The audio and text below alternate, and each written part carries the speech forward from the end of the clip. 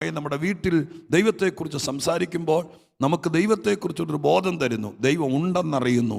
ഒരുപക്ഷെ കുറച്ചുകൂടെ ഗഹനമായി ചിന്തിച്ചാൽ ദൈവം ആരാന്നറിയുന്നു. എന്നാൽ ദൈവത്തെ നമ്മുടേതാക്കി മാറ്റുന്ന ഒരു വലിയ ബന്ധമുണ്ട്. സ്തോത്രം. എവിടെയോ ഒരു ദൈവം ഉണ്ടെന്നല്ല, ദൈവം പ്രവർത്തിക്കുമെന്നല്ല, ദൈവം എൻ്റെ ആരാന്ന് ജീവിതത്തിലെ ചില നിർണായക വേളയിൽ ദൈവം തെളിയിക്കും. ഹല്ലേലൂയ, സ്തോത്ര, ഹല്ലേലൂയ. എൻ്റെ വല്യപ്പച്ചനൊരു ദൈവം ഉണ്ടായിരുന്നു, എൻ്റെ പിതാക്കന്മാർ ആരാധിച്ചൊരു ദൈവം ഉണ്ടായിരുന്നു, ഞങ്ങൾക്കൊരു ദൈവമുണ്ട് എന്ന് പറയുന്നതല്ല ബലം. മറിച്ച് ജീവിതത്തിൻ്റെ തീച്ചൂടക്കകത്ത് കിടക്കുമ്പോൾ ഈ ദൈവം നിനക്കാരാന്ന് തെളിയിക്കുന്ന ചില വസ്തുതകൾ ജീവിതത്തിൽ തെളിയിക്കും ദൈവം.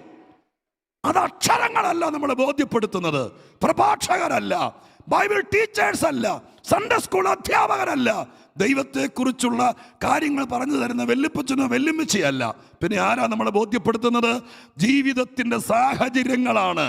സ്തോത്രം. നിന്റെ ദൈവം നിനക്കാരാണെന്ന് നിന്നെ പഠിപ്പിക്കുന്നത്.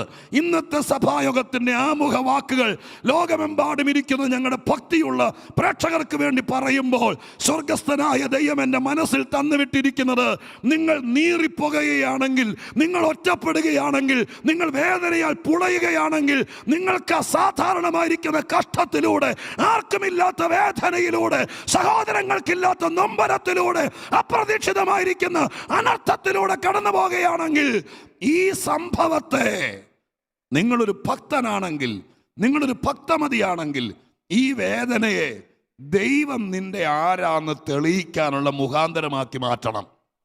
ഹല്ലേലൂയ. അതിനുവേണ്ടി ഇന്ന് പകരക്കാലം ആത്മാവിൽ ഒരുങ്ങിക്കോ.